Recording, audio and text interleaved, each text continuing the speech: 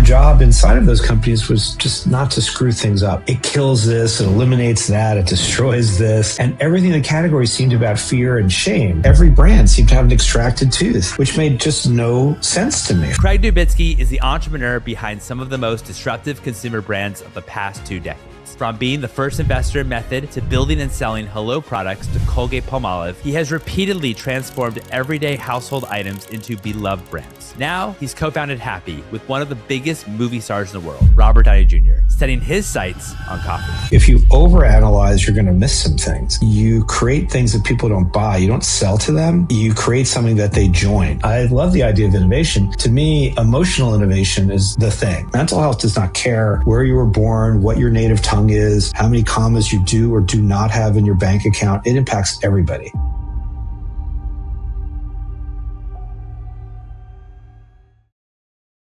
It does. It's legit. It's official. We're here. Craig. All right. I'm feeling it. I'm feeling it. It's Friday. You should be feeling it. How are you doing? Thank you so much for asking. And thank you for having me. I'm doing swell, as they would say in yesteryear.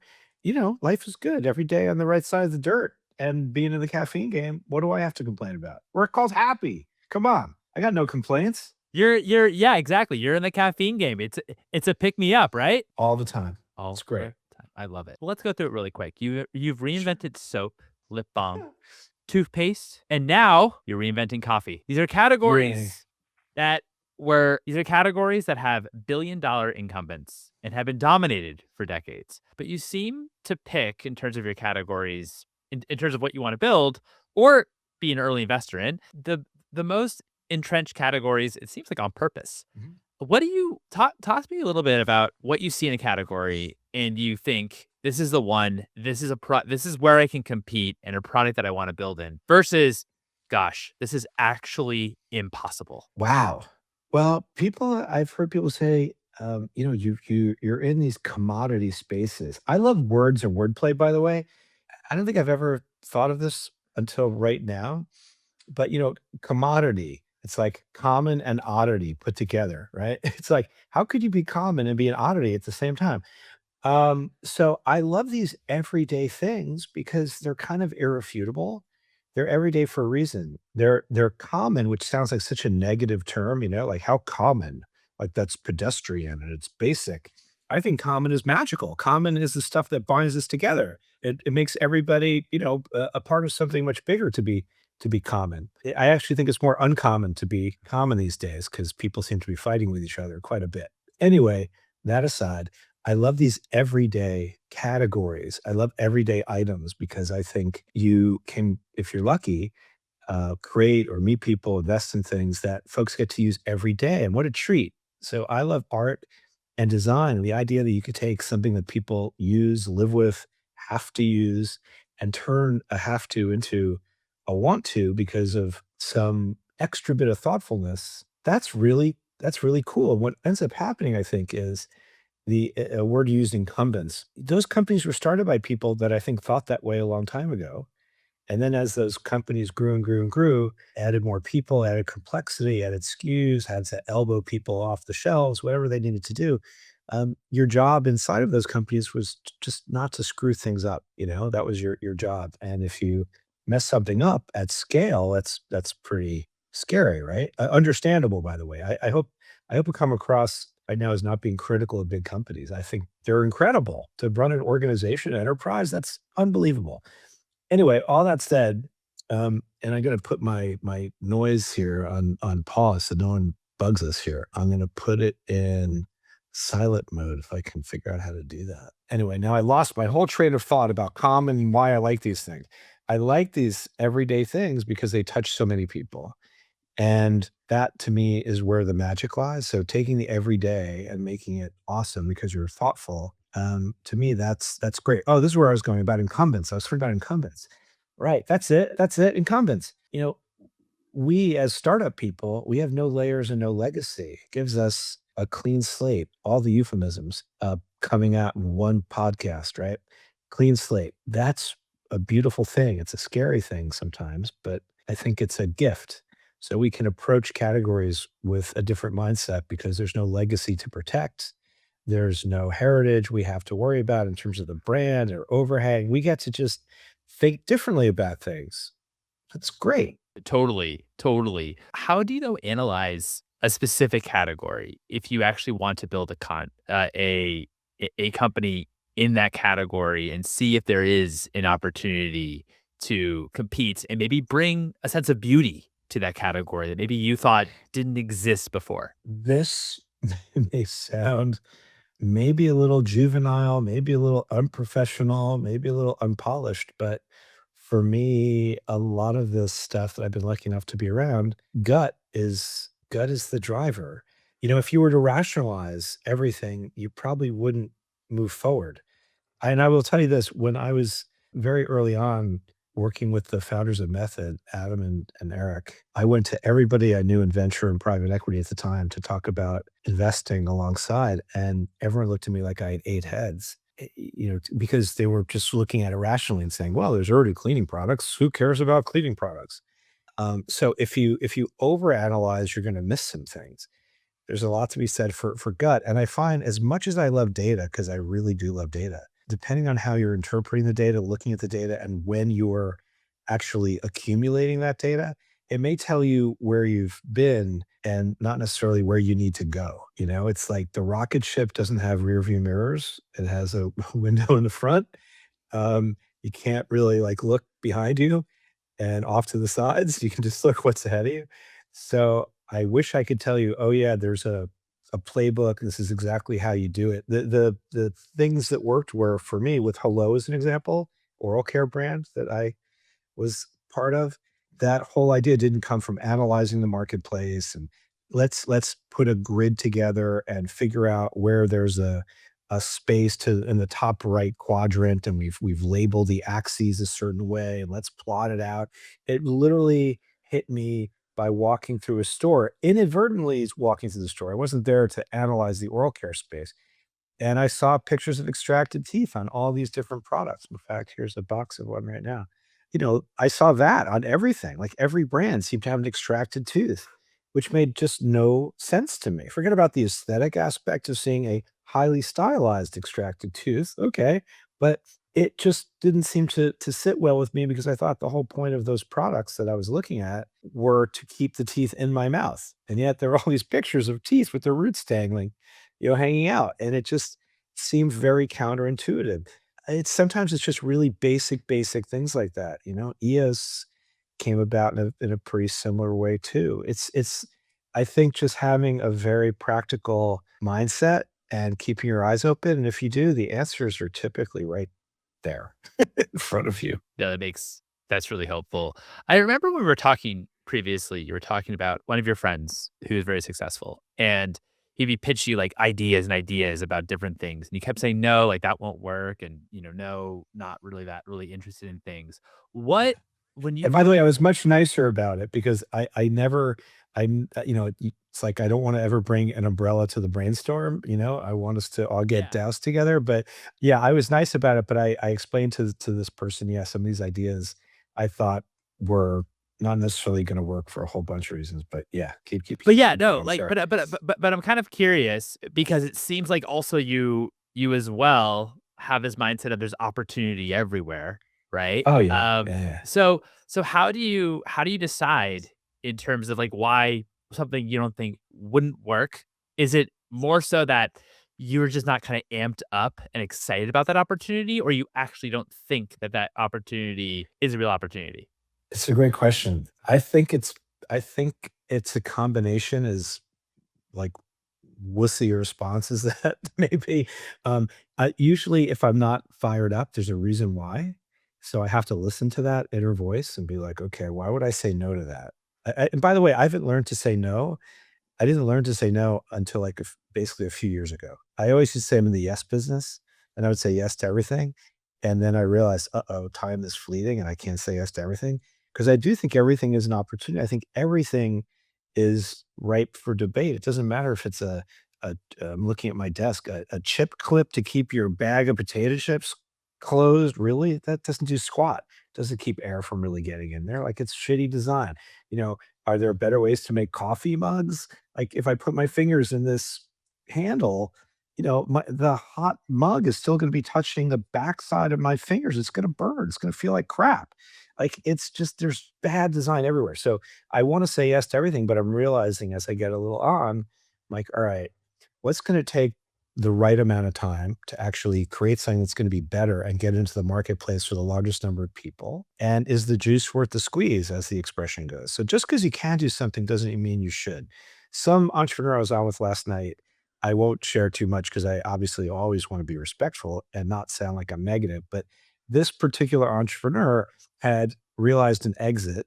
So good for him. He had some financial means and he leads a very active outdoor lifestyle and pitched me on this idea to create a very, very specific set of products that would be really just for him and his dream of doing this, outdoor activity that he likes.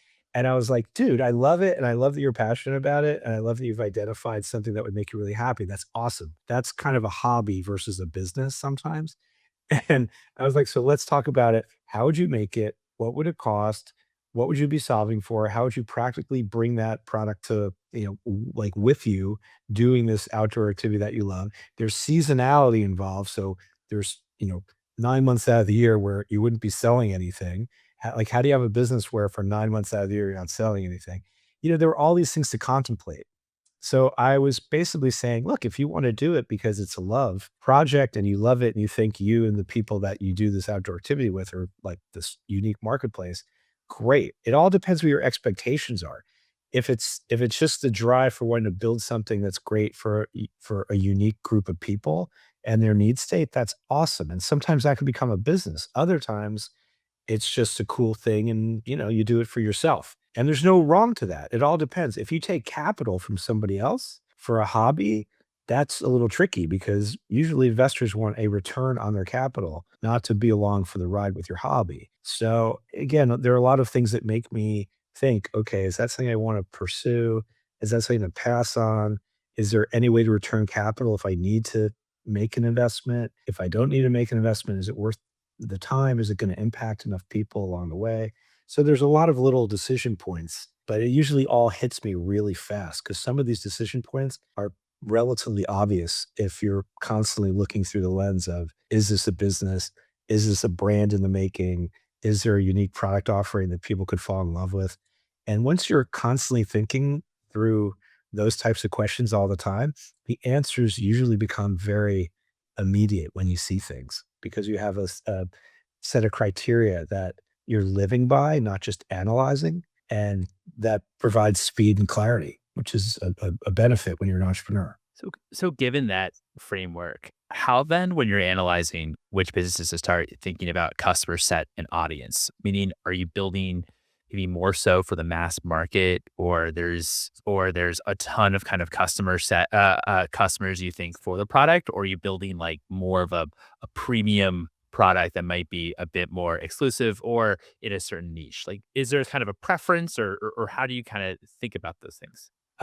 Going back to where we started and that word commodity and common, I like the positive definition of common as in shared. And because I like things that are shared, I love having products that can play in the quote unquote mass market. I love that. I don't like the idea of exclusive or rare. It's not because I don't appreciate things that are rare. We have a coffee we just launched that's incredibly rare. We bought all the beans from this one grower. It's a tiny micro lot. It's really, really rare. There are these incredible beans and they're really larger in physical size and they're truly rare. So I appreciate that. But we're trying to bring that and other products to the largest number of people we can. And I think that's a really, I don't want to sound haughty about it, but I think it's kind of a noble pursuit to figure out how to make better things, source better things, whether better is defined as more beautiful, more ecologically friendly, more thoughtfully produced, define better any way you want. Nice, nicer design, more thoughtful, considered design, and make those available to more people. I think that's really kind of a cool thing. So I like to find opportunities that can appeal to the largest number of people. And I feel that because of the worldwide interwebs, podcasting, television, media in general, things that used to happen in sort of the echelons of high end are becoming massified very, very quickly. And that's been going on for a while, right? Fast fashion is kind of like that. There'd be these exclusive designs going down the red carpet and boom, the next day they'd be available, at like a Zara or something, or Target or Walmart or the Gap. I think that's really awesome personally. That's great. No, I really appreciate that response.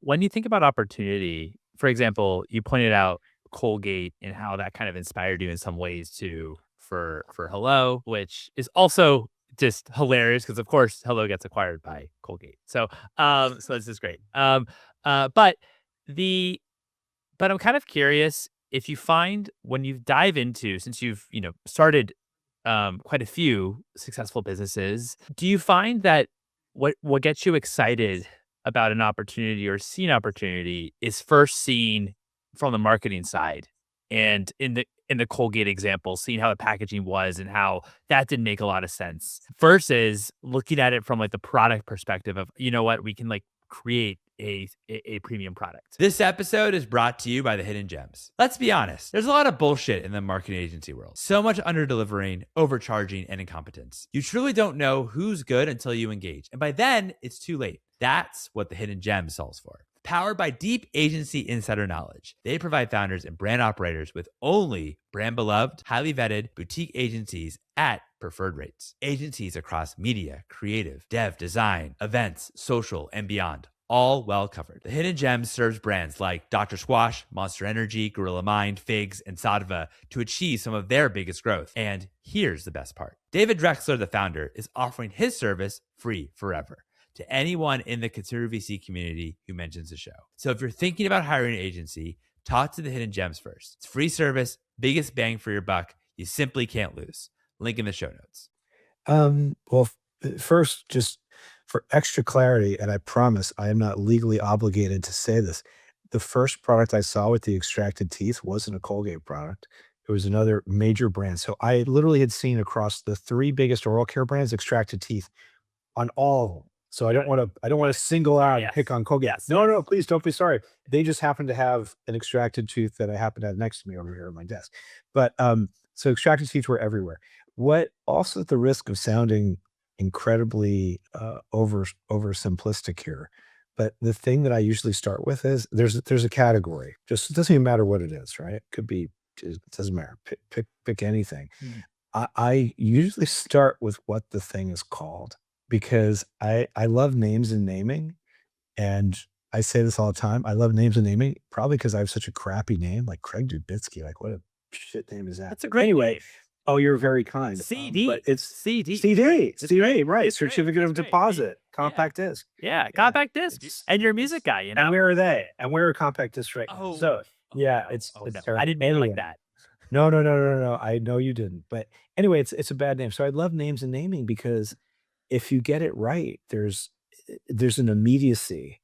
There's, again, going back to this idea of common as being uncommon, because you can create connectivity at scale, which is so cool. So if you have a really cool name, cool meaning differentiated compared to the rest of the category, but emotionally charged and able to kind of short circuit the noise, it's really powerful. So in a world of uh, oral care as it existed, X number of years ago, to have a brand called Hello, people say, where did that come from?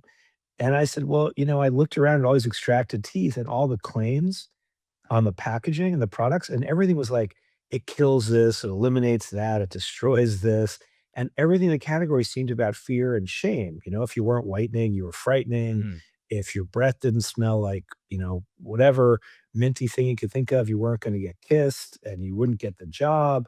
Everything was designed to scare you. The dentist was going to scare you. So I thought you use this stuff so that you can smile and you'll be, bright and kind of, pleasant and excited. And what was the friendliest word I could think of? It was in a category that seemed very unfriendly because everything was fighting, killing, eliminating, and destroying.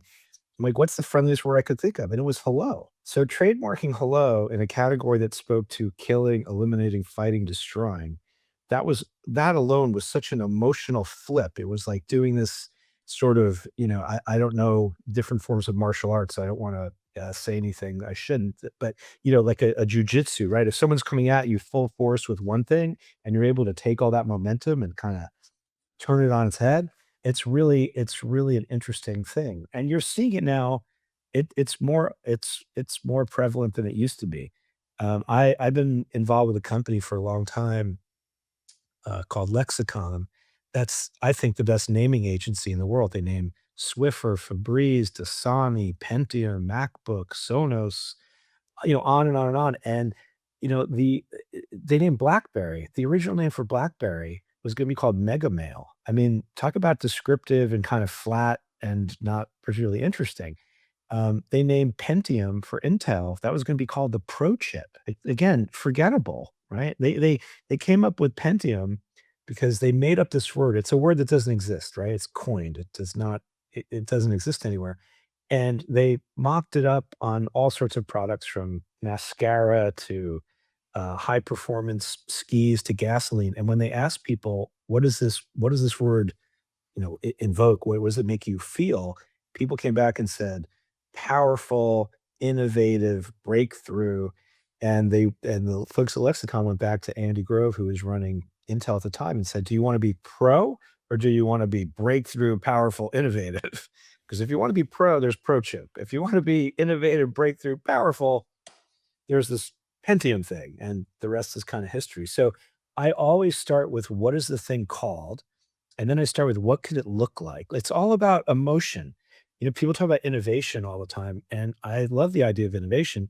To me, emotional innovation is the thing. Because if you are technically innovative, but no one likes what you're doing, which doesn't make them feel something in a positive way, how innovative is it really? Like no one's gonna buy it. No one's gonna want to buy it over and over again. No one's gonna want to tell all their friends about it. No one's gonna place it all over their house or in their you know, car or in their bag or their backpack. It's about emotion. Everything is really about that. So what does the word make you feel? What does it look like when you see it? What does the packaging feel like when you touch it? All these things communicate. It's just, what does it feel like? Like touch. What does it feel like? No one's talking about that stuff. It's not just, what does it feel like emotionally in your mind? What does it physically feel like? Like, I'm holding a tube of Hello toothpaste, and I like to say we were keeping love alive because we were saving marriages, because you could squeeze this thing till the proverbial cows come home and it comes back to its original shape. Because my design brief for this was, I love the toothpaste to look the same the day I discard it as the day I bought it and be pretty enough to display. That was the design brief. And by the way, it's a recyclable tube. Most jurisdictions you can curbside recycle this thing. All of that was considered breakthrough at the time. Like, the bar is low, people. That's what I got. Where where this passion and sense for design, names, and just how you even think about just brand positioning and kind of taking that from the beginning, where does that come from? I wish I could tell you. As a little boy, I loved to take things apart. I used to take apart my mom's vacuum all the time. It was really fun for me to literally take it apart and put it back together.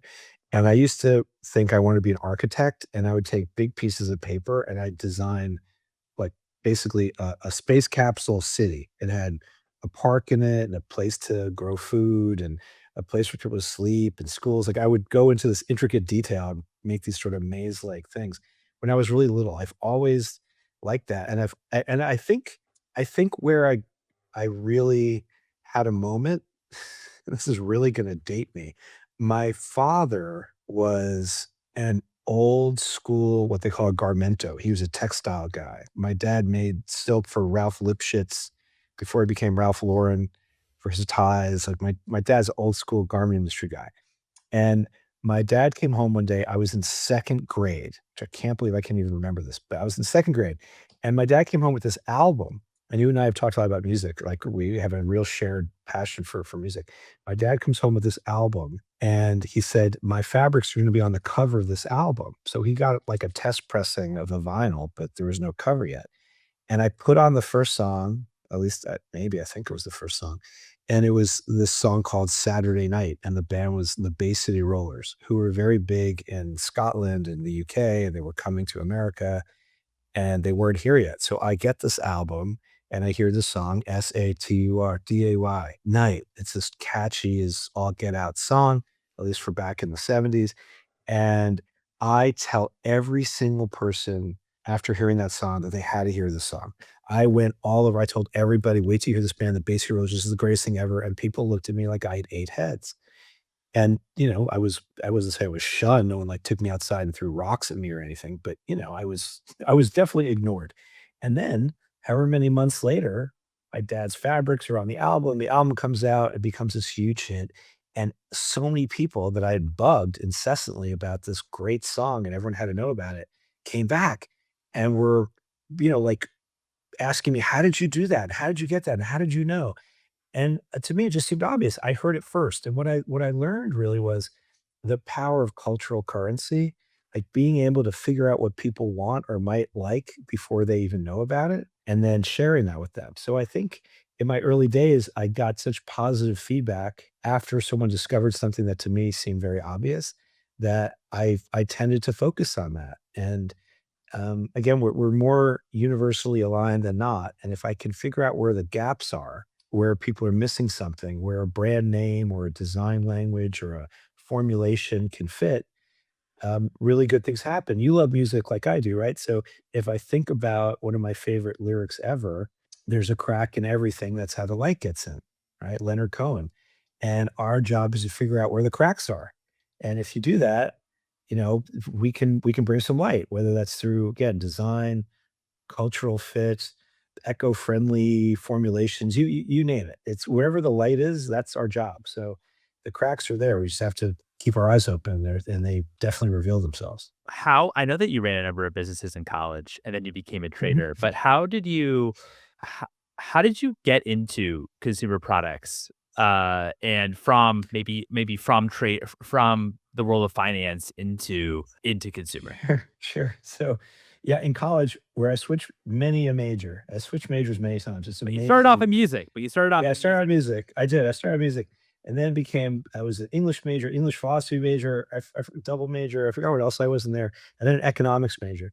And I'm an arbitrageur basically. I see discrepancies in everything. It doesn't matter if it's currency, culture, commodities. It's just how, for some reason, I'm wired. So in college, I started. I think the first thing I started. Well, I had a business I probably can't talk about. I sold some things, nothing drug related. I'm a very clean living guy, but, I've never smoked anything, cigarettes or otherwise. I'm a very clean living guy, but, I had a business with a friend of mine in Japan, believe it or not, and we were selling media from American television shows that you couldn't get in Japan. So, I had that business going before I started college. Then I had a trucking business. I had a food business open 7 nights a week. I had a carpeting business where I got the dimensions for all the dorm rooms from university and would let students choose their top 3 colors for about a week, uh, when classes were starting, and then I would bulk all their preferences and buy rolls of carpet and have it custom cut to their dorm rooms, charge more if I delivered it to the room, less as they came and picked it up off the back of a truck in the central location. I did all these things. I just made money in school because I realized, wait, if you're working hard in school or you had a big night out and it's 1:30 in the morning and Domino's stops delivering, you're still hungry. And every dollar you either earn yourself or get from your parents is all disposable income. So when you're hungry at 1:30, you got nowhere to go, and I've got a place in the dorm room making pizza bagels and sandwiches and pizza, you are going for it. So, it's just seeing this opportunity and then, again, filling in the gaps. That's it. So anyway, sorry, that was me in college, but then you asked that was the starting point. Well, Sorry, actually, I have you a asked for question about context. that. I have a question about that though. In Sure. college, it's really interesting. A lot of, and I know that there's a lot of changes when you were in college and when I was in Oh, college yeah. versus Gen Z. But Yes. what there's a lot of brands, of course, that are trying to access the college market, trying to access Gen Z. From your experience selling to college Mm. students, what do you think about that kind of customer set in terms of college students? What were some of the things that were quite interesting of that dynamic? Well, for one, I was of the set. So it Yeah. wasn't sort of selling to, it was providing for Mhm. as an insider. But as a little bit of a corollary, I think the meta version of your question is like, how do you find your audience and sell to them to some degree, right? Like, Yeah. how do you figure out who that is? And I think what's been really important and powerful and exciting for me has been this idea that you create things that people don't buy. You don't sell to them. You create something that they join. And it's very different than this like transactional nature that I think a lot of folks go for. You want to create something that they feel like has been needed and you crack the code and where's this been my whole life? And if you do that right, people, again, they don't just like your thing, they join your thing and then they tell everybody about it. They go, wow, like someone figured out that at 1:30 after Domino's stops taking orders, I'm going to be hungry. And oh, yeah, the product's really good. You have to come through with the goods. Like the product has to be amazing. But it's this idea of being hyper thoughtful, and once you deliver on those things, you're sold, and it's not that fungible, and I get really excited when I think about brands or opportunities, which to me are kind of one of the same in a lot of ways. If you can create something that people feel is durable and what I like to think of as endearing and enduring. If you do it right, again, people fall in love with it and they find it hard to replace. Like if method went away tomorrow, I think there would be people that would be very sad and upset. If my Pixel phone went away, I'd get a Samsung Galaxy, like big deal. If my Lenovo laptop went away, I'd get a Dell. If my Dell went away, I'd get an HP. If my HP went away, I'd get an Acer. I'd get a Chromebook. Like it wouldn't be as big a deal. But man, if my MacBook went away, oh man, all bets are off. Like, so how did they do that? Like, I can't, like, Chrome works on all these devices, right? So if you're using Chrome, like we happen to be right now. So why do I wanna run Chrome on my MacBook?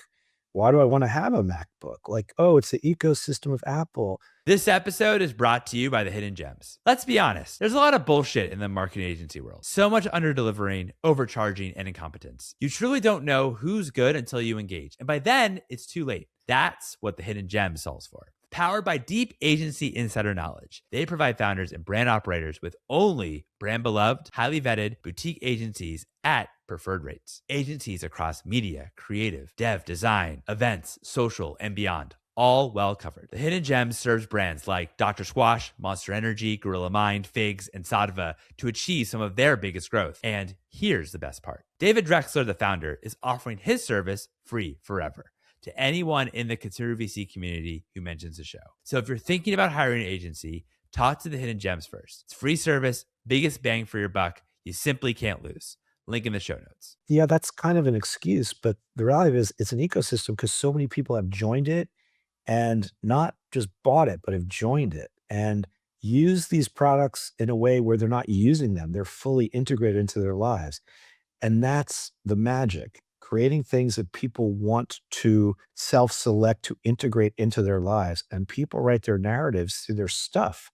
So we as shepherds of providing stuff, because that's our quote unquote business, we have to be hyper mindful of that. And that all feeds back to what I was talking about before around emotion. It's emotion. So you don't join something, you don't want people joining something out of obligation. You want them joining it out of a positive emotion. It's why we're seeing a lot of changes culturally in this country. Um, Positive emotion is in short supply. And I think as we get into this wacky world of AI everything, this idea of authenticity and authentic emotion is going to become this scarce and very important. I'll use the word commodity. It's really interesting times. For sure. For sure. Yeah. Uh, Certainly times are very, very interesting. Going back a little bit, what did you see in Adam and Eric when they started Method? What were you drawn to? Well, my first conversation ever with Eric, we had someone in common. I'd started a company. My old CFO said, "You have to meet this guy. He likes all the same stuff you do: brand, culture, design, packaging." And back then, this is 25 years ago or so. Packaging, like no one, like packaging was not really high on a lot of people's like dance card, bingo card list of important things. And I really had this thing for packaging. And it's funny, you'd asked me before about college stuff and like, how did I get into packaging or sorry, how did I get into design and products Mhm. and Yeah. CPG? Um, and sorry, I ADD'd my way out of No, I answering actually that. But ADD'd from that because then I went into the yeah, college stuff and then I just well, yeah, no. well, That was it's all good. all Well, my fault. I had, I've always loved products. And I remember I went to the UK for a summer trip as a college kid or maybe before going off to college. I can't remember. And I remember going to a Boots and I bought all I can't believe the stuff that pops back into my head. I bought a shampoo, as one does. Like people go and they buy like souvenirs. What were my souvenirs? Shampoo. Why the hell did I buy shampoo? I saw this bottle and I was like, look at this cool bottle. It was called Charles Worthington. It was cheap. It was like I don't want to keep dating myself with brands most people that are listening will have no memory of. But, like I was a kid. Like my shampoo is whatever cheap crap my parents bought. It was like Pert Plus. It was like $1 a bottle kind of thing. And at a relatively equal price in the UK, there was this beautiful thing called Charles Worthington. And it was this great, like elliptical shape, and it had this really cool flip tab, and the fragrances were amazing. And it sounded very British and proper. It was Charles Worthington. And I saw this other product that I had bought. I promise I'm going to get back to your question about Adam and Eric. I bought this other product at another trip to the UK, probably some years later, and it was called Physio Sport. And Physio Sport was a product that was, Unilever product that predated Lynx. Lynx then became Axe in America. And this product, Physio Sport, was, I believe, the first ever men's 3-in-1 shampoo, conditioner, body wash. And it came in this really cool pack that if you were a dude and you were like, in your locker room or on, like a trip with your girlfriend, you pulled that out of your Dopp kit, people be like, whoa, what's that? It was very cool. And it had a soft touch sort of feeling and a valve on the top so it wouldn't leak. And it was just like this badass little thing. So fast forward, Vizio Sport package, empty, was probably sitting in a closet or under like my childhood bed for like, I don't know, 25, 30 years. But I never forgot it. I just always thought it was cool, and I kept an empty bottle. I have thousands of empty bottles. So I get connected to Adam and Eric. I meet Eric for dinner and we're talking and something came up about packaging. It's like, yeah, I really love packaging. He's like, well, I like really love packaging and design. I'm like, yeah, I kind of do too. And he's like, no, like I really do. And I said, yeah, I kind of do too. What's your favorite? Oh, you're not going to know it. No one in America knows it. I'm like, that's funny. Me too. What's yours? He's like, oh, it's this brand called Physio Sport. I go, Physio Sport, the first men's 3-in-1 shampoo, conditioner, body wash from the UK that predated Lynx, the Vax. And he's like, get the fuck out of here. Like, nobody knows that. I'm like, dude, I have it. I have one. It's like seafoam green. It has Olympic rings on it. I think it's from like 1984. He's like, oh my God. So we had this wild bonding moment over a freaking pack of a men's personal care product that never made it to America, didn't make it really in general, but was like a thing. So it went from there to like, hey, I heard you have some idea that's keeping you up at night. And he said, "Yeah, I'll never forget." He said, "Yeah, I think cleaning products suck." It was very eloquent. And I said, "Well, why do you say that?" And he said, "Because the stuff you use to take care of your house, the biggest, most expensive purchase you make, is so ugly, you hide it, and so toxic, you lock it up." And I thought that was the most brilliant thing I'd ever heard. It just made so much sense. There was such clarity there. And I said, I've never really thought about cleaning products before. And now that you say that, that's really interesting. And now that you say that, I think the brands are all terrible. I probably said, I think the brands all suck because he said, I think these products suck. And I'm like, I think the names all suck. He goes, well, why do you say that? And I said, because culturally, all these brands were created when women were supposed to stay at home and smoke cigarettes and deep clean the house every day and have a hot meal waiting on the table and leave a martini glass by the door where the man would walk in and put his folded sports page of the newspaper there and eat his hot meal. And, the wife would, like pine over the fact that she hadn't married an astronaut because that was the height of celebrity back then. You were either like Jackie O in the White House or you were married to an astronaut and everything else was like, not that exciting for women in the 50s and 60s. And all these brands had X's in the name because it sounded like the space race, the wild world of the future was being demystified and the mysteries of the periodic table were being brought to you in a bottle with brands like Windex, Ajax, Borax, Oxidol. Comet kept the space race theme going, but didn't have an X in it. Mr. Clean was patterned after, I think, Yul Brynner, who was a sex symbol at the time, where American men were like, that dude's bald and I could kick his ass. And American women were like, Mr. Clean can come help me in other places around the house, if you know what I mean. Tight white t-shirt and an earring, like, let's go, big boy. So it was a very different cultural time. And the brands had not caught up with the fact that, oh, that's right, women have careers that don't involve quote unquote homemaking. Like everything had changed culturally. And by the way, we still have a long way to go as far as women's rights are concerned, at least I think. But these brands were asleep at the switch for the most part because they had missed the fact that culturally we had moved. So this is the stuff that, again, like gets me really worked up. And I look at all these categories. And I'm like, well, what's changed culturally and what hasn't changed in terms of the offerings? And if you can marry up, like sort of shrink that delta, and bring things in that are a little more culturally relevant and resonant into these mainstream categories that are missing culture, and do it in a way that has scale and thoughtfulness brought to it from the beginning, there's some real value to be created and unlocked, I think. Totally. Totally. Thanks so much for sharing that story. That's amazing.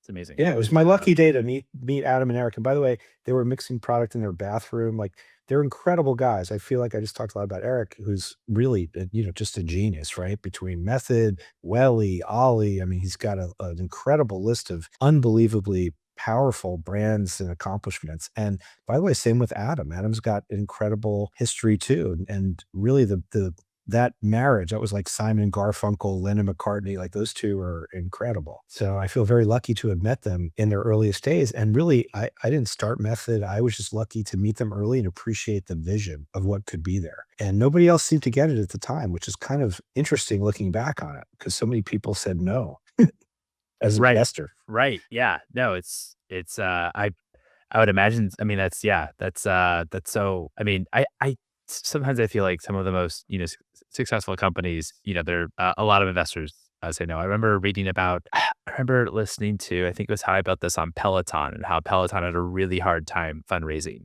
back in the day. And yet, here they are today, right? Yeah, and they've had some moments, but it's not going away. There were people who discounted it and said, like, it's an exercise bike with an iPad strapped on it. And it was like, no, you're missing what it really is. What it really is building a physical and a digital community in a unique way while it's getting people to participate in physical activity that's hopefully going to, improve their health long term, make it kind of fun and interesting and competitive all at once and connected in a way where typically the only connection you had was going into the locker room at the gym or waiting for someone to get off the machine you wanted to use. It was really incredible. And obviously COVID, you hate to think of COVID helping things, but when COVID, did its thing and people were like, I need something. The fact that it offered not just an exercise regimen at your fingertips, but that it offered connectivity to other human beings as you were doing that, like that was a bigger, like a higher ordeal, like a higher order of thinking beyond, oh, it's a bicycle with an iPad strapped to it. Like, no, you're missing what it really is. It's a bigger thing. Like Method was a bigger thing. Like Hello, hopefully, people think of one day and be like, oh yeah, they weren't in the oral care business. I used to say we're in the friendly business. With Happy, I don't say we're in the coffee business, we're in the happy business. Coffee is a delivery system for happiness. And we're not stopping there. It's we're in the happy business. So yeah, that's, if you do that right, again, in a thoughtful way, and you build it that way and you have a vision, you can really extend your offerings and your purview and hopefully your likelihood of meaning more to more people. Totally. I'm so glad you talked about Happy, because I would love to actually transition there. So what were some of the inspiration? I mean, I know that you talk about when you're even thinking about starting something, you start with a name, which makes total sense based off of what you said about Hello. Why you would choose Happy? Yeah, my wife. It's my wife. Oh, My wife. oh. It all started with my wife. By the way, everything for me comes from this, at the risk of sounding cheesy, I feel like I'm caveating all these things before I say them. I'm going to sound old or cliched or cheesy, but my wife loves coffee. Coffee makes her really happy. And I thought, well, what if Happy could make her coffee? That was it. Like one of the ways that EOS got started, the spherical lip balm. Yeah. My my wife, all of her friends, they all had this purse at the time, this giant cavernous black hole purse, this Longchamp purse. And we watched a woman stick her hand in there and pull out what she thought was a mascara, and it was a tampon. And she was really like, very upset. She was embarrassed. She shouldn't have been, I think, but she was. And the idea was like, well, you have 2 eyes and you have 10 fingers. What if you just stick your hand in that cavernous black purse and know exactly what you were feeling? This doesn't feel like anything else, not just because of the soft touch outer, but the shape, right? So there's a fiddle factor. It's fun to click. It's fun to hold. It's a little stress toy for some people. But it was this idea that we could, appeal to other senses. That was a big reason why that happened. And it never would have come to all that had my wife not have been also like addicted to lip balms. And the average woman was ingesting 5 pounds of petrochemicals from lip product. So it was sort of a combination of things, but it all started really like thinking about what goes on at home, thinking about what was happening with someone I love. And that's where happy came from. Literally, I was asked by a big retailer if I would look at a category with them having nothing to do with coffee. They were just like, we like you as a thought partner. Would you be willing to walk stores with our merchants? And which to me was the biggest thrill, because just to be thought of as a thought partner by anybody is a treat. So I wasn't, not a hired consultant or anything. I was so happy. So to use a word. So I'm walking around the store. Yeah, I'm walking around the store with like 40 different merchants or something, and all these different categories of the store. And at one point we walked by the coffee aisle, and I had not had a sip of coffee in my whole life. I had not ever had coffee, ever. Why? And like um, I'm a high energy kind of person on my own. And You don't need it. You don't need it. yeah, I just didn't like it. And I think my theory is probably a big word for really what this is. I believe that as a kid, I was given something that I thought was chocolate ice cream, and it turns out it was coffee. And I was like, yuck, if that's coffee, I'll have none of it. And I just was like, I'm not having coffee. So I just didn't grow up with coffee. My parents drank coffee, but I just never, it was never a thing in my life. So You are truly naturally caffeinated.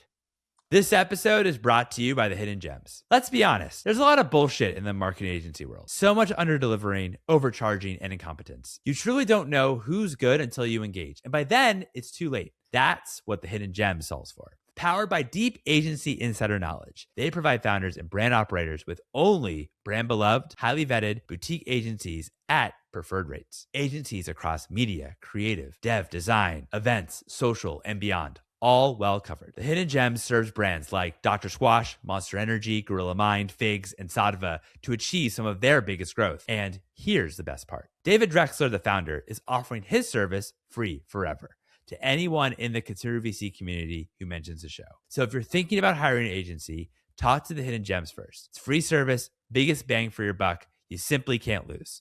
Link in the show notes. I am naturally caffeinated. My daughter, I'm married, 2 kids, son and a daughter. And one day my daughter said to me, I'll never forget, I was driving her to school one day. She goes, Dad, you don't really like the idea of like cleaning up so much. And, you were involved with method, and that was, that's pretty cool. And you don't like lip balm, and you don't like to shave, and you did this EOS thing, and that kind of, like worked out. And you really don't love going to the dentist, and you did this hello thing, and that worked out. So it makes complete sense to me that you would start a coffee company. Makes complete sense. And I was like, wow, from the mouths of babes. So yeah, sometimes something has to annoy you, and that is a motivator. You're like, if this annoys me, chances are, because again, we're more alike than we're dissimilar as human beings, going back to this theme of common and uncommon. If it annoys me, it might annoy a lot of other people too. So I fast forward, I'm back in, this story of being in the coffee aisle, and I had an audience, like they wanted me to say things, and I'm trying to be, I guess, insightful / entertaining. And I just started making fun of other brands, not to be malicious, just because I had no thoughts that I was going to ever do anything in coffee. And I was just kind of picking apart things, kind of like I was with extracted teeth and oral care, or, bad petrochemicals and lip products, or cleaning products with X's in the names. I was just picking out things that to me were kind of obvious in coffee. And they were like, well, what would you do? I didn't have any bees in that bonnet. I didn't have any dogs in that hunt or fight or whatever.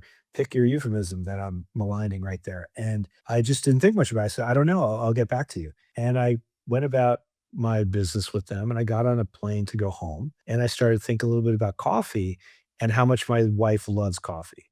And I said, coffee makes her really happy. What if happy could make her coffee? That was it. And I knew I was all in because I love to write. I love, wordplay. I wake up at 3:02 in the morning and do the New York Times spelling bee. Like I just love words. And I had this moment, it was my first flight after COVID kind of loosened up a little bit. You could like get on a plane, not worry too much. You still were masked up. And I had a family wedding to go to, get on a plane. And I put on my headphones and I started to think about happy. Nothing was launched yet. It was still like just thinking about it. And I wrote this one line. I wrote brew and improved. And I'm like, okay, I'm good. I'm in. Like that was it. Literally, like that line made me go, like, okay, I can do this. I can think of some marketing angles. I could think of some copy. I could start to think of a language, a tone of voice, a visual vocabulary. And I started sketching things out and writing a lot. And I did this with Hello. I had a keynote deck with a tagline of some sort on just each slide was just one line of copy. And I had this like 800-page deck that was just lines about using the word hello in different ways and oral care and every other aspect of personal care. I would just go wild with copy and tone of voice. And I started to do the same thing with happy. And I trademarked the word happy with not just coffee, but, adjacent things that are important. And now we're an R with a circle, which is the highest degree of trademark protection you can have to have a registered mark, not just a trademark, but a registered trademark. And that took some time. And what happened was I was back down visiting this retailer and someone pinged me and said, "Hey, I'm the new coffee buyer and I heard you blew my predecessor's mind. Can we meet?" And I said, "Of course." And I started showing them pictures of things on my iPad that I was playing around with. And they said, "What? This is great. When could you ship?" Like, "When could I ship what? My iPad?" Like, "No, like we sell things. We know you. You're an approved vendor. Like we know you do this kind of thing. Like, I want it. When could you ship it?" I was like, "Well, how many doors would you want to test?" And they're like, "We're not testing. Like, we want it for all doors. It's amazing. When could you ship?" There was nothing to taste, right? I didn't have anything. I've never even had a cup of coffee. So I was like, "Well, how many SKUs would you want?" They're like, "You're not paying attention. We want all the SKUs. When could you ship?" So I said, "I better get back to you." And I started to think about it and I was incredulous, like this, like that just doesn't happen. Doesn't happen. Yeah. No. And I really mean this. It's not like I had any expectations. I was as shocked as anybody. So I'm talking with a friend of mine the next day or something, telling him this like crazy story, right? Like, how could this be? And he says, and he has a fun. He goes, we're investors in the largest vertically integrated coffee roaster in the world, right? I forgot. So now I'm like, So I guess I could figure out how to source coffee. And that sort of all jump started. But it was really a combination of even before thinking about that. It was what could it be? What could we call it? What would it sound like? If it were a person, who would it be? Or close to? And, like give this concept a voice and a personality. Cause I think it's all about that. The idea that we can make personal care personal again, make coffee a little more human. A lot of things in cleaning products, like I described, were, about like your job as a happy homemaker was to kill, eliminate, and destroy odors, germs, and bacteria around your house. In oral care, it was the same narrative, right? You have to kill, eliminate, destroy odors, germs, and bacteria in your mouth. Whiter whites and brighter brights for your laundry. That was a big thing. Same thing in your mouth for your teeth. Like these stories, these weird ways of describing things and setting expectations for people were very brilliantly manipulated. So trying to think of a different vibe around coffee, which typically was like fuel, the best part of waking up, good to the last drop. There were certain expectations and euphemisms and ways at looking at that category. Or it was like super crafty, it was like, I'm a roaster and I handpick each bean and I wear a velvet glove and I have this proprietary roasting thing. There was a lot of pomp and circumstance and and ritual that maybe was a little too much. So it was sort of figuring out like, well, how do we approach it a little bit differently? And that was all like, kind of in the thinking. How do we think about it differently? From the packaging to the copy to, the UPC code. I mean, like everything communicates. Everything's got a little touch to it. Like if I open this thing up, even the cover and there's a valve in it to help with freshness, but there's like a little step and repeat when you open it up. And it doesn't say like, start your day. It says, let's coffee. Like it's joyful. It's fun. It's easy. And yeah, the product itself is amazing. But the most, I think, important thing about it, about this as a brand, and as hopefully what goes beyond this idea of what we think of when we think about brands and branding, is I was on the I was on a FaceTime with Downey. We can talk about Downey too. So Robert Downey Jr. is my co-founder, which is a pretty amazing story. And we can get to that if you want. But Yes. anyway, he and I are on this video chat. So we're FaceTiming and we're talking about happy. And my bride is sitting behind me at the time, and she's a PhD in clinical psychology. And Downey says, like, I get it, but like not everybody's happy. What can we do about that? And I turn around, I look at my wife, and I'm like, honey, who's doing anything amazing at scale around mental health? And she goes, oh, NAMI, like point blank, like NAMI. I'm like, what's NAMI? She goes, oh, National Alliance on Mental Illness. So I Google NAMI and I go on LinkedIn and I weasel my way into finding someone that I can talk with at NAMI. And I eventually get to somebody and sort of tell my story a little bit and say, look, I'm really interested in what you do. And we're going to start this brand. And I sort of qualify myself a little bit by talking about other things I've been lucky enough to be around. And the person's like, oh, I brush my teeth with hello. And my kids brush my teeth with hello. And oh my God, I use method and ES. So that was very helpful, obviously. So I got invited down to Washington, D.C. I had this amazing session with NAMI, and they tell me the number one thing they hear from people is, if only I'd known about you sooner. And I said, well, that's really interesting. Tell me more. And they said, well, the number one killer of teens when I was a teenager were car accidents. And number two is leukemia, which I'm glad we've made great strides against childhood cancers, obviously. And cars certainly get safer and safer these days, but things have changed. Now the number one killer of teens is handguns, and number two is suicide. And often one and two go together. And for adults, the suicide rate, this is, by the way, isn't all about suicide, but the suicide rate in adults has gone up 30% in the past 2 decades, and 80% are men. And depending on which study you look at, let's go with the sort of softer one, not in terms of the protocols behind the study, but a number that is a little easier to digest. 1 in 5, there's another study that says 1 in 4, but let's go with 1 in 5 adults in the US have some form of mental illness as like clinically defined as mental illness. Not like, oh man, my team didn't, get to the playoffs, I'm sad. Then my team didn't get to the Super Bowl, I'm sad. I don't mean to discount anyone's feelings about that, but I mean like clinical grade, mental health. And the numbers are staggering. And, hearing that and hearing how NAMI had all these people that were saying, I wish I'd known about you sooner. Knowing that was an awareness issue, we were like, well, what if we were to put information about NAMI on every package? And they're like, you would do that? And we said, of course we do that. And on every pack of product, no matter what it is, we have a QR code, a toll-free number, information about NAMI. It's not preachy. It's subtle, but it's there. And there's contact information and there's real help. This is real help. And it's important that people know that. And it's obviously confidential. And NAMI started 988, which is the 911 for mental health. And it's only a few years old, but the other year it had over 2 million calls. 2 million calls. And no one calls that because, they want to know time and date. Like they're calling because there's something really happening. So it's an important thing. And what has really changed my world, my life, my view on things.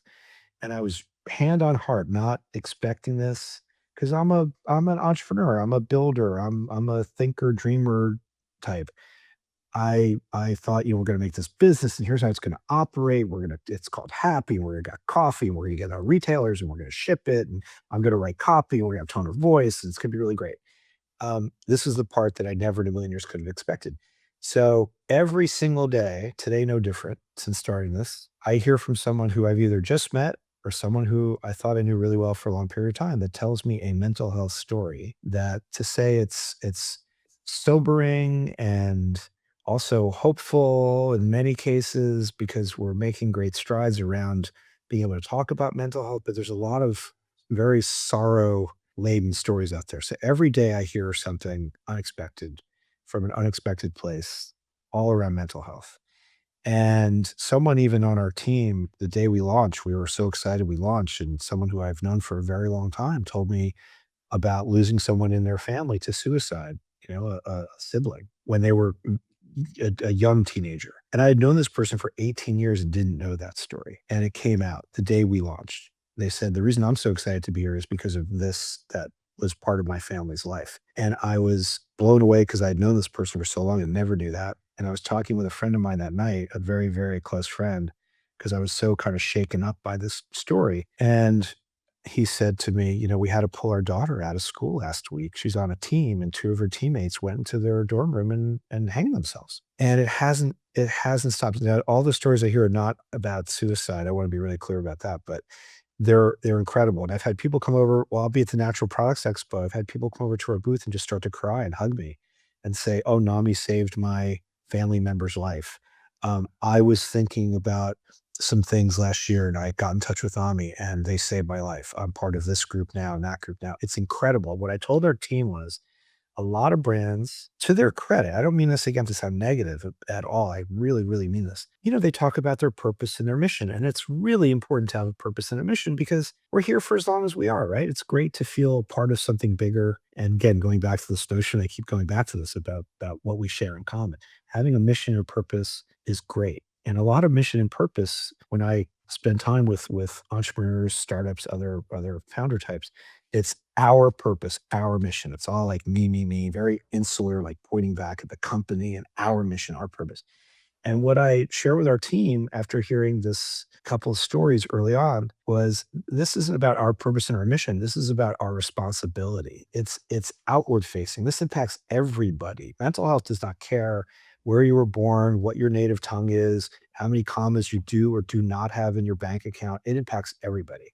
This episode is brought to you by the Hidden Gems. Let's be honest, there's a lot of bullshit in the marketing agency world. So much underdelivering, overcharging, and incompetence. You truly don't know who's good until you engage. And by then, it's too late. That's what the Hidden Gem solves for. Powered by deep agency insider knowledge, they provide founders and brand operators with only brand beloved, highly vetted boutique agencies at preferred rates. Agencies across media, creative, dev, design, events, social, and beyond. All well covered. The Hidden Gems serves brands like Dr. Squatch, Monster Energy, Gorilla Mind, Figs, and Saatva to achieve some of their biggest growth. And here's the best part. David Drexler, the founder, is offering his service free forever to anyone in the consumer VC community who mentions the show. So if you're thinking about hiring an agency, talk to the Hidden Gems first. It's free service, biggest bang for your buck. You simply can't lose. Link in the show notes. So we're taking this to say we're trying to remove stigma and do it in a very meaningful and in a serious way is an understatement, but with the wink of being a brand called Happy and appreciating the tension between Happy and the fact that not everybody is, much to Downey's credit for that comment he had made. So we wanted to do something with NAMI apart from just putting information on our product, and we didn't want to be performative about anything. So we had this idea, what if we could reimagine the relationship between philanthropy and entrepreneurship? And we literally gave NAMI a piece of the company. So like NAMI is on our cap table. They own a piece of our company. Wow. And it's not about, oh, we're giving them some profits. Oh, you know what? We're a startup. We're not profitable. Oh, we made money, but we have omakase Tuesday. And, we take everybody because we got to build our team culture. So it's omakase and, we tell stories about where we're going on vacation. Sorry, we don't have any profits because, we're building culture. And, we're all for building culture. Don't get me wrong. And I love me some omakase.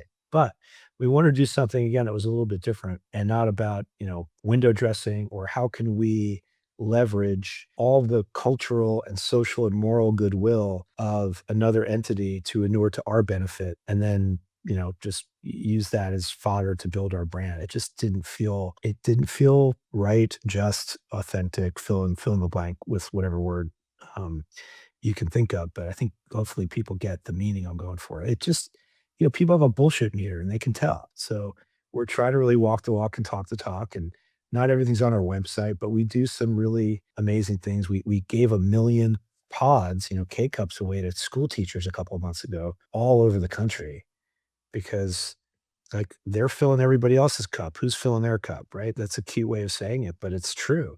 We want to do things that are going to be helpful to people. We created posters for teachers' lounges and for businesses. Literally, we had this moment where we're like, there are these choking hazard posters all over the place, like what to do if someone's choking. You know how many people die from choking in a public place versus die by suicide or have a mental health crisis? It's not even close, right? But there's no poster for that. So we made a poster and we have information about how to identify when someone might be in crisis, what questions to ask them. And we have these for a certain set that's for schools and a certain set that's for anywhere else. By the way, anyone can go to our website and see it and download it for free. We'll mail it to you for free. I think we might ask you to pay like $2 because we have to put in a tube. It's a big, really nice poster. But yeah, we're trying to like walk the walk and talk the talk. And oh yeah, have awesome product. Like, so this stuff is challenging, but that's the point. If it were easy, everybody would be doing it.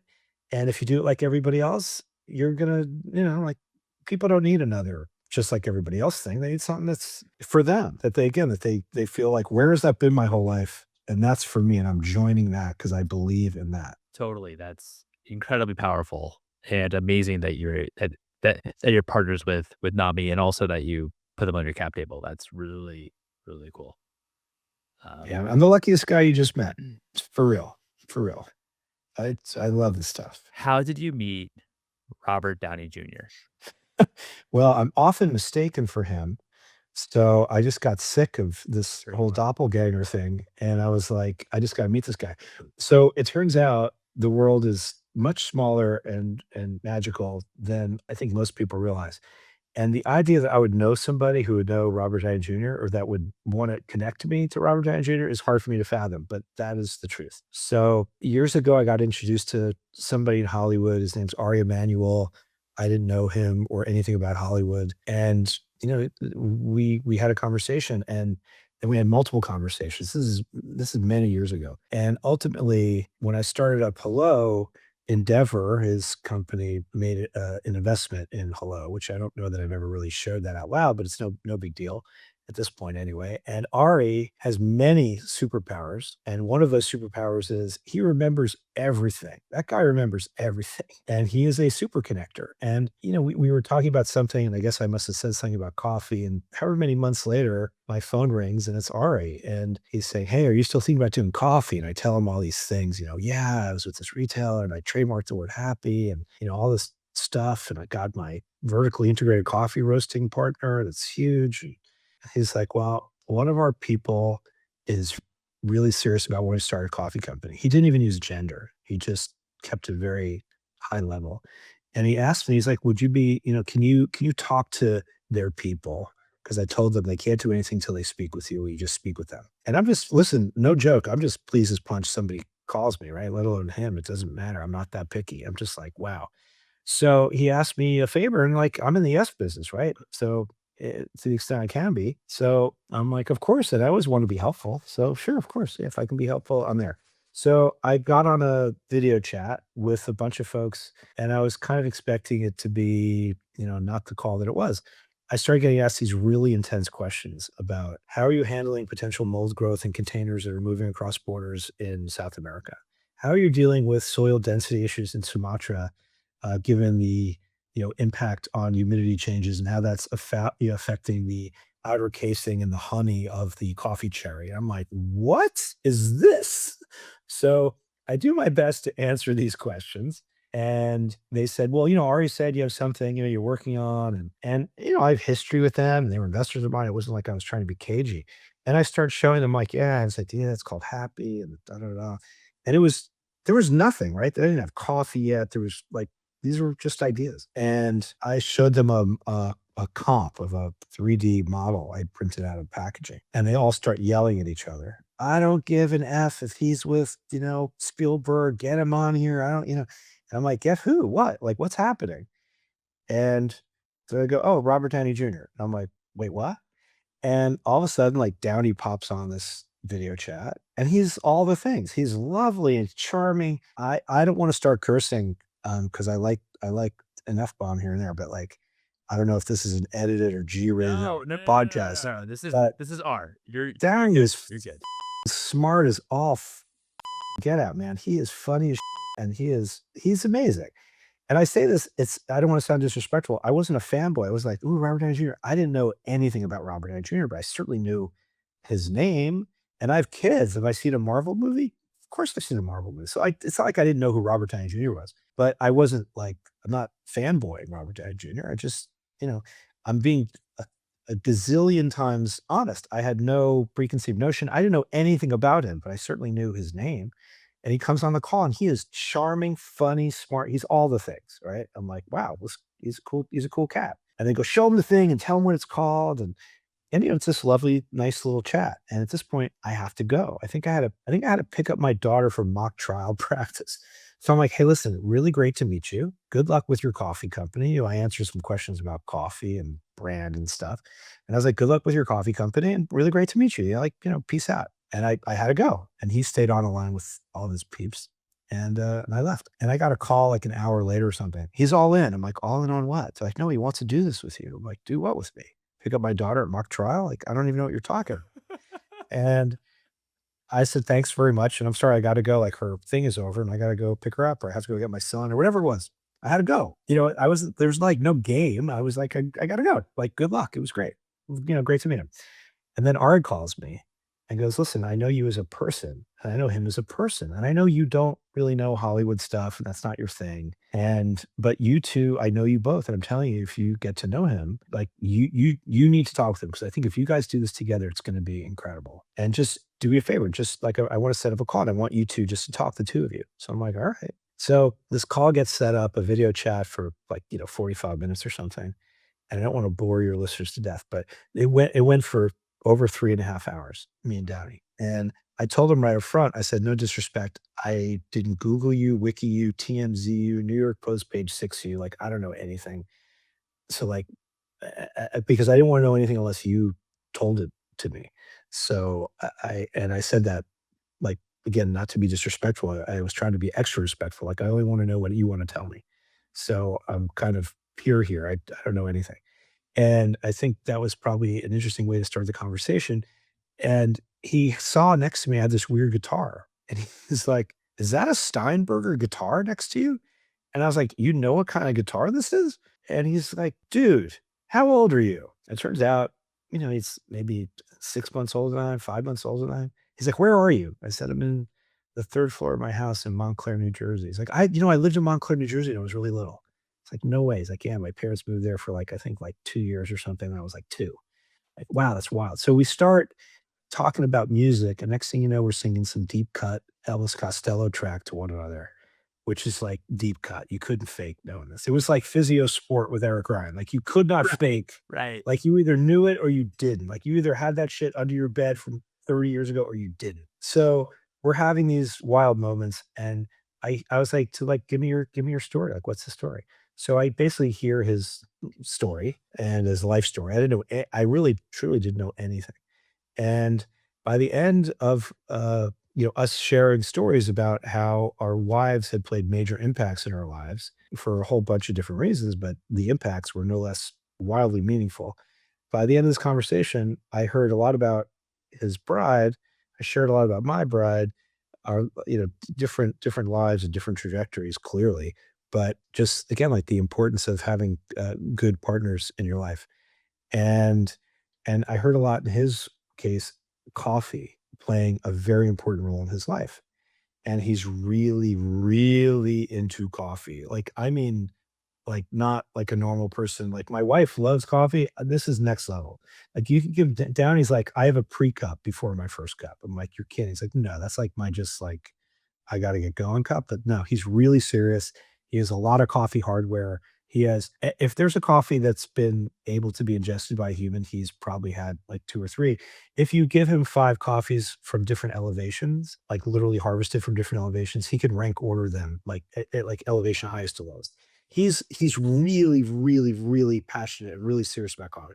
So I hear a lot about his life. I hear a lot about the role of coffee in his life. And by the end of this amazing 3.5 hour conversation, I said, I'd really like to meet your wife and have you meet my wife and the 4 of us to chat. And he was like, okay, like, you sound kind of serious. And I said, yeah, in life, you can choose your friends, but you can't choose your family. When you start a company, it's like being able to choose your family. So I want to meet your family and I want you to meet my family. And we set up this call for the 4 of us. My wife was really mad because she's, she's an academic. She's never seen a Marvel movie. She is American, but she grew up all over the world. her father was a career diplomat. I mean, she has an amazing background, and she's all about just like helping animals, helping people. She's a, clinical psychologist. Hollywood stuff in her mind was like, I have to talk to a Hollywood superstar superhero and his wife. I was like, honey, it'll be 10 minutes. They're in Malibu. They probably have red carpets to walk down. Like, it's just, it'll be really short. And it went on for over 2.5 hours, and it was amazing. And my wife, who never says it, she's like, that was amazing. They're incredible. That call was incredible. Dude, everyone was interacting. She's like, do not pass go. Like, just, you need to do this. And she never does that. And we did all these things and the secret handshakes, and the Downies are incredible. Susan's incredible. Robert's incredible. All the people around them are incredible. His team in Endeavor that we work with are amazing. It's a very special thing. It's not been, oh, I give you 4 Instagram posts a year. It's like, no, he's a co-founder. Like, dude's been with me to Walmart in Bentonville. He's been with me to Minneapolis, to Target. We've had calls with Kroger together. He is in it. He is in it. We would have launched 10 months earlier, but he was so involved with the blending process for our blends that it took an extra 10 months to get it right. Like, this is not a casual thing. He's not a spokesperson. He's my co-founder, my partner. Like, we're in it. We are in it. So it's very cool. It's very different. There's no, again, like, spokesperson contractual. I'll show up 3 times a year. I'll give you 4 Instagram posts. This episode is brought to you by the Hidden Gems. Let's be honest, there's a lot of bullshit in the marketing agency world. So much under-delivering, overcharging, and incompetence. You truly don't know who's good until you engage. And by then, it's too late. That's what the Hidden Gems solves for. Powered by deep agency insider knowledge, they provide founders and brand operators with only brand beloved, highly vetted boutique agencies at preferred rates. Agencies across media, creative, dev, design, events, social, and beyond. All well covered. The Hidden Gems serves brands like Dr. Squatch, Monster Energy, Gorilla Mind, Figs, and Saatva to achieve some of their biggest growth. And here's the best part. David Drexler, the founder, is offering his service free forever to anyone in the consumer VC community who mentions the show. So if you're thinking about hiring an agency, talk to the Hidden Gems first. It's free service, biggest bang for your buck. You simply can't lose. Link in the show notes. It's the real thing. It's great. So, and he's a dude. So he's the best. I'm really, really, I'm blushing over here. It's great. Yeah. I know you talked a little bit about, first of all, incredible how you met, and as well as just how you both just hit it off with a headless guitar and everything, and the guitar. Yeah, exactly. How do you think about, since Robert is a true co-founder, how do you think about, the responsibilities that kind of Robert does or brings to the table of Happy, his involvement overall? I know it's not just like a 4 Instagram posts a year or something like that. Yeah. How do you kind of think about his involvement? Because of course he also has another busy schedule. Not that you don't have a busy schedule, don't get me wrong, but No, also is, has movies and kind of other commitments. Yeah. I'll give you an example. Because it's like when you love something, you find a way to make it work, right? Yeah. It's like there's 24 hours in a day, death, gravity, taxes, all those things. When we were working on the blends, he was in Vietnam shooting a show called The Sympathizer, which was on HBO. And we were literally, it's pretty funny.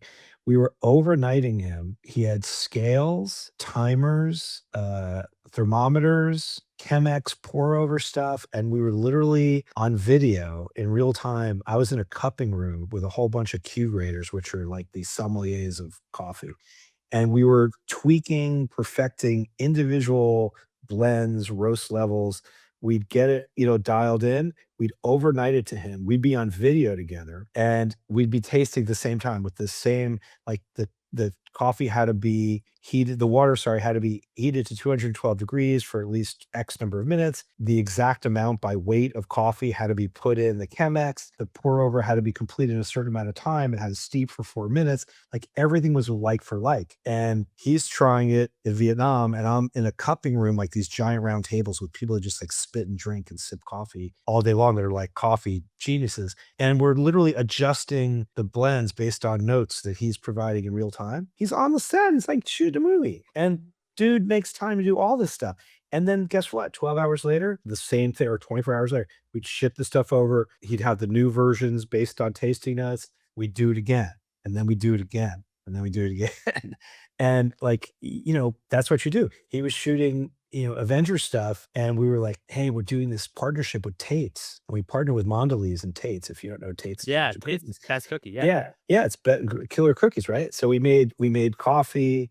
We made RTD, ready to drink coffee with Tate's. Tate's made a cookie. This is really cool. Tate's wanted because they had a vanilla latte cookie, and they wanted our brand for their cookies. Oh, wow. And but here's the best part. And then on the back, like there's all this stuff. And we launched this together. And anyway, it was amazing. So we're working on this and we're like, Downey, we're doing this thing, man. And he knows Tate's, like he loves Tate's. Yeah. So we send him all the stuff. He's in the UK filming and like he shot videos and social posts and did it. He's shooting, like these are major films. Releases. Yeah.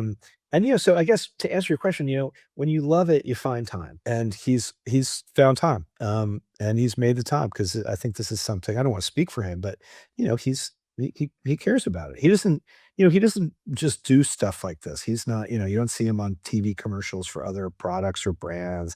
He doesn't shill, he doesn't. I don't want to say he doesn't have to because that's kind of snooty sounding. He can do whatever he wants. He's particular. That's the better way to put it. He's a discerning guy, and like I said, he's to say he's brilliant is really kind of a ridiculous understatement. So he picks and chooses, and coffee is really meaningful, and I think happy means something to him as it does to me. And we're committed to make it great. How do you think that's incredible? Incredible how involved he is, and it's also incredible that you actually don't need to be in the same room for No, you all to I kind mean, of push we the do product get forward, yeah, and we do. We get together. I haven't seen him a little bit in person just because he's been shooting stuff and he's abroad. And but he comes out to Montclair. I mean, he's amazing. It's really fun when people are surprised. Like you're out walking around with him somewhere. It's like, Wait, is what? that is that? Yeah, it's he's and he's very approachable and he's lovely. How did you approach retail with Oh, first of all, I want to be respectful for your time. I know we're 4 minutes over. Do you have Oh, I'm a good. you're good? All right, I'm cool. good. Yeah, I'm good. Cool. But thank you. Um, You're kind. how did you think about retail expansion? Because it seemed like even when you first started, you were kind of off the races in terms of expanding the store Yeah. counts and kind of Yeah, we went really 10,000 fast. stores within 6 months Yeah, or something like plus. that. So Yeah, it's been how did wild. you think about it and the opportunity? Well, it's a fortunate position to be in when there are retailers that are appreciating what you're up to and want to carry your product. And we were fortunate because the product itself is really, really good. Like to try it is to love it. There's a reason why like we have high repeat rates and it's the product itself is really good. So that certainly helps. But I think it was a combination. In the beginning, we didn't say like anything about Robert Downey Jr. Like we would surprise people and show up on calls together, and people would be like, "Wait, what just happened? Like, wait, what? Like, who's on this call or who's in the room? Like, wait, what?" We'd either like sneak them in.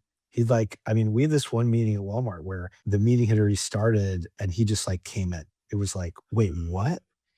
We had another meeting with a retailer on video, and we didn't tell her anything. She didn't know anything about Downey or what we were doing. She literally said, "Well, I'm taking this meeting because the subject line said happy, coffee." And I thought, well, that's an interesting name. And, I know you, Dubitsky, because, so I know these other brands. And the meeting starts and Downey's in the meeting.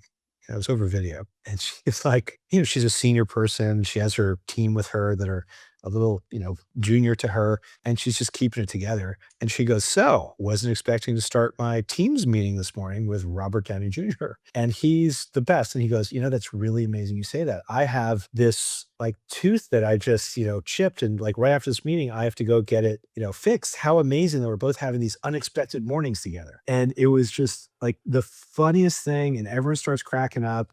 And, it was magical. She was like, "Well, I wasn't expecting this." And the fact that he's approachable, real kind, there's a lot of thoughtfulness behind why and how we're doing what we're doing, where and how our sourcing takes place. The coffee, we source our coffee from 2 to 5 acre farms. They're literally, these farms are less than 0.5% of all available commercial coffee growers. Like the coffee is great. So you have a lot of substance to the story. And then you think about NAMI and mental health and all the other things that are a part and parcel of what we're doing. I mean, even this thing is cube. This whole thing is curbside recyclable. Even the label is a custom substrate. You don't have to take this off. You can recycle this thing. I reuse these. I keep my USB drives in here. I'm hopeful that one day I'll find one with a lot of Bitcoin on it. But these things you can do a lot with them. And again, it was like when you explain all the thinking that's been in play, why we're doing what we're doing and how we're doing it, retailers have been very responsive. So we're in a lot of doors. Walmart at one point had asked us, they said, "We really like your brand. Do you think you could do RTD?" And I said, like any good entrepreneur would, "Let me think about it. Yes." And we went from nothing, didn't exist, to in under 4 months shipping product and getting it on the shelves. And, now that RTD has really expanded a lot. In fact, we just opened up the convenience channel about 2 weeks ago. Sheets took our product. They took 5 SKUs in and all doors. I think it's about 815 doors they have, but it's our first entrance into convenience. We're expanding with a lot of retailers. We've got product in Walmart, Target, Albertsons, Kroger, HEB. It just keeps going, like a lot of major doors. And obviously Amazon and now TikTok Shop we've launched. So you can find it. Amazon.com/happy. Go check it out. There's some fun videos actually of Downey up there too if you go visit. I appreciate that. That's amazing. How do you think about expanding number of balancing that kind of balancing act of expanding the number of SKUs?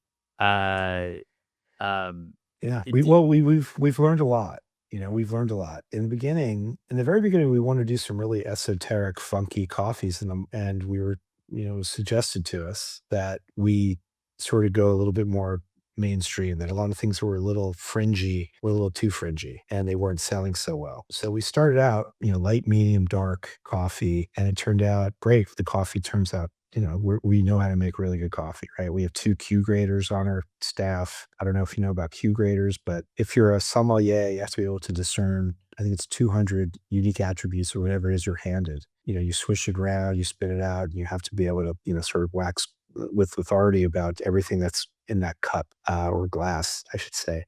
And if you're a Q grader, letter Q, which is the coffee equivalent, you have to be able to discern over 400 different attributes. There's only about 15 or 1600 in the world. So we have someone on our team from day zero who is one of the first 5 American Q graders ever, one of the first 300 in the world. And he's brilliant. He's a coffee genius. And now our head of R&D actually went and got Q certified as well. So we have 2 Q graders. So making sure the coffee's great is important. And we then added whole bean coffee. And it turns out whole bean coffee is really taking off because during COVID, first of all, people were staying home. People wanted to brew their own stuff and they wanted to grind their own beans. The hardware cost has come down a lot. It used to be a really good machine that would grind beans. It was much more expensive than it is now. So now it's looking like whole bean is really starting to pick up. We launched with K cups originally.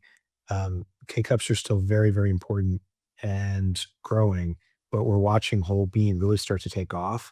And there were a lot of people who didn't understand what this cube was. It looked so different for the category that nobody knew what it was. So we started to play around with bags. We just launched bags, so they're really pretty looking bags.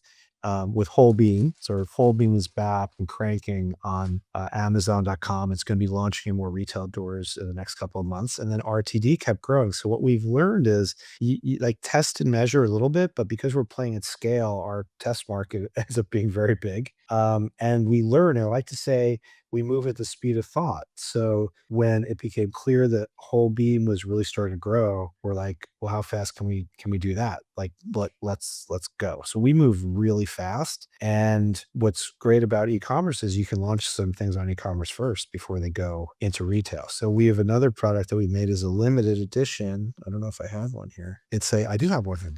It's a blueberry coffee. And this sold out online really fast. It's amazing. Like I literally, I'm not a huge coffee drinker, right? I sit here and squeeze the bags and inhale it. It's epic. And this sold out. Well, guess what? It sold out online really fast because that's how we launched it. It was a limited edition. Well, guess what? It's going to major retail in a very short amount of time. Maybe when you're listening to this podcast. It'll be there. And then we have other new things. So what we're doing is we're moving really fast. Like we made this super esoteric micro lot coffee where we literally bought every single bean this guy could grow. And it's super sophisticated, super high end, but we bought it all. And right now that only exists on our our website, and I'm sure it's going to sell out really, really fast. And it got, a super high rating from the coffee rating geniuses at coffeereview.com. It got a wildly high score of a 92, which is like outrageous, believe it or not. So it'll sell out fast. But the other really amazing thing about that product, apart from their two guys who grew it on this tiny, it's like, I think it's a 1 acre or less than 1 acre farm in Nicaragua. Apart from the care that goes into it, the beans are extra large. So everything about it's from like super funky and esoteric. But the other thing that's amazing about it is we partnered with the Mental Health Coalition, which is this incredible group started by Kenneth Cole. And he's basically brought together NAMI and all these other incredible mental health organizations. And we were giving 100% of all the proceeds go to Mental Health Coalition. It's not like a portion or the profit. 100% of the proceeds go there. So get it while it's hot. Get it while you can. I know you'll be helping some people. But the way we figure this stuff out is we try, we move fast. People invented fun terms like pivot. That's great. It's not that we're pivoting, we're expanding, growing, trying to be smart. And I used to be a trader in a prior life. It's like you got to let your winners run and know when to kill your losers. And that keeps you, lean and profitable and moving forward. So we don't stop. We have so much more innovation to come, and it's happy products, not happy coffee. And there's just more to come. So it's momentum, and I think more positivity begets more positivity all around. So we're being just positive and focused and executing and smiling a lot. And that stuff is contagious, then retailers want to do more with you. Your product sells, you market, you go on a podcast. I hope everybody listening will give this a try. By the way, I always try to avail myself to everybody, especially entrepreneurs. So if you're listening, my cell phone number's readily easily recalled. It's 917-392-1000. It's a really easy phone number. This episode is brought to you by the Hidden Gems. Let's be honest, there's a lot of bullshit in the marketing agency world. So much underdelivering, overcharging, and incompetence. You truly don't know who's good until you engage. And by then, it's too late. That's what the Hidden Gems solves for. Powered by deep agency insider knowledge, they provide founders and brand operators with only brand beloved, highly vetted boutique agencies at preferred rates. Agencies across media, creative, dev, design, events, social, and beyond. All well covered. The Hidden Gems serves brands like Dr. Squatch, Monster Energy, Gorilla Mind, Figs, and Saatva to achieve some of their biggest growth. And here's the best part. David Drexler, the founder, is offering his service free forever to anyone in the consumer VC community who mentions the show. So if you're thinking about hiring an agency, talk to the Hidden Gems first. It's free service, biggest bang for your buck. You simply can't lose. Link in the show notes. Yeah, you can call me. I love people. Yeah, I love people. People are the best. I've never had anybody ever be anything other than lovely and helpful. And so many people have been so helpful to me. And I want to be helpful to as many people as I can. If I can be helpful, you let me know. And it's amazing what happens if you open yourself up to other people. People are the best. Plants are great too. Don't get me wrong. Coffee beans are great, but people are the magic. Yeah. So I agree with you. People are that's it. People are the magic. Yeah. Yeah. Absolutely. Look how long we've been talking for. We had that first call the other night, and it was like, I think it was supposed to be like a 10 minute or something. Yeah. Yeah. We ended up talking for 90. It was it was great. It was great. And you were like, apart from being just like wonderful and kind, you're like, what can I help you with? Is there someone I know that I can be helpful? That's the whole point, You help somebody, someone else helps you, you make a connection somewhere. I don't mean just like I have your phone number connection. I mean like that real emotional, like you click. Mhm. Again, we're going full circle and more, we have more alike than we have, that we are not alike about, right? We have more similarities and dissimilarities. So if we can tap into that and, turn out really cool products. Yes. Really good ideas. Yes. Really cool relationships. Yes. Helping people to help other people. Yes. Like check all these boxes. It's great. What can't we do? We're lucky to be alive. Life is pretty friggin' awesome. For sure. Absolutely. What's my final question that I asked everyone? And this has been so even hearing about happy. What's one book that you believe that kind of has inspired you personally, and one book that Oh my God. Hold on. I'm going to get up and show it to you. Hold on. Show it to You're not going to believe this. You're not going to believe this. I keep this by my desk. You ready? Yeah. You're not going to believe this. I have to go up and show it to you. Oh, I love that book. Oh, the places you'll go. Amazing. Yeah, it's amazing. I actually, believe it or not, I have a digital version of this book on my phone, and it's semi-animated. It's great.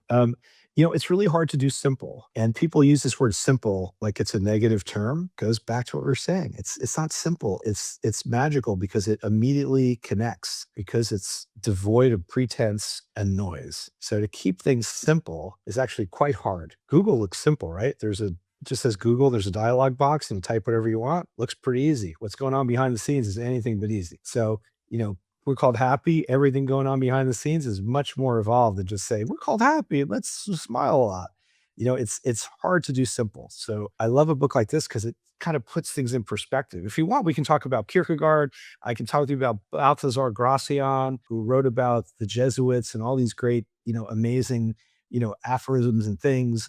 I love that stuff too. I love philosophy. I love design. I'm looking at a whole bunch of David Byrne books, Arboretum over there, which is really amazing. American Utopia, incredible. I have Strunk and White, The Elements of Style. But of course, I have to also not only have that regular version, but I have the Kalman illustrated version, which is amazing. If you haven't seen that, you should go get it. I mean, I love, I love the simple magic of something like this, and I literally keep it next to my desk. So there you go. What a great question. No one's ever asked me that. Amazing. Amazing. Well, I love honestly that you picked that book. I read that to my daughter quite often. So it's just great. It's great. So yeah, and there's some great stuff in here, especially for entrepreneurs, by the way, because it talks about, like, there's going to be walls, and there's going to be dark days, and there's going to be all sorts of obstacles that you face, and it's all part of life, and it's great. So yeah, we're in it. Absolutely. We're in it. We're in it together. For sure. For sure. Craig, thank you so much for your time. Thanks for again going over Please. just as you did a few days ago. I really do appreciate it. It's been so great getting to know you over these past few days. Same. I can't wait. I'm going to see you at Expo, I'm sure. And Yes. Yeah. those of you that aren't going to Expo, I'm so sorry. But for those of you who are, just remember, wear sensible shoes. Come by and say hello if you're going. And don't forget to hydrate, man. You gotta, and listen, I'm just saying a pro tip, like, it's okay to walk around with a box of Tic Tacs making noise. No one's going to hear it, and people will love that you have a Tic Tac. So share it and use it yourself. Anyway, I'm happy to see everybody there. If you're coming, come by. We'll have some coffee, cold or hot, and we'll schmooze it up and shrink the world a little bit more. It's going to be great. What great Expo West tips. That was fabulous. That was Sensible shoes, baby, all the way. Sensible shoes. Yeah. I always say make sure you eat lunch. That's Who's got time for that? Well, I know you don't have time for that, but the thing is that I feel like there's You're not going to have enough products with protein in it Well- at Expo. Well, I'm this year? just saying there's just so many snacks. There's so many snacks, and Yes. at least with my stomach, it's really easy to go overboard, if you know what I mean. So It's pacing. Pacing is key. pacing. Maybe that's a better way to say it. Yeah. Pacing. Yeah, just you don't have to try everything as soon as you see it. Yeah, but also do try everything. Try everything. That's right. Craig, And wash it down with some happy. This is going to be great. I'll see you in Hall E. We're in the lower level where the magic happens. I love that hall. Love so- it. I cannot Yeah, wait. we're right at the to base of the hang out. escalator. Yes, and then we'll we'll also see you at the Consumer VC Rise and Roast on Thursday morning. Absolutely. And we'll Absolutely. definitely be having some happy there. So Yes, please. That'd be great. Craig, thank you so much for this. This is fabulous. Thank you. Uh, Thank thank you for you, having me. Congrats on all your success. And Please. thanks To again. everybody. Thank you. I'm just lucky to be around really brilliant people like yourself. So thank you. Edit away, by the way, because I know I went on. It was far too long. So thank you for indulging me and letting me have the verbal diarrhea that I'm afflicted with on Love it. your podcast. So That thank was you. amazing. Thank you so much for your time.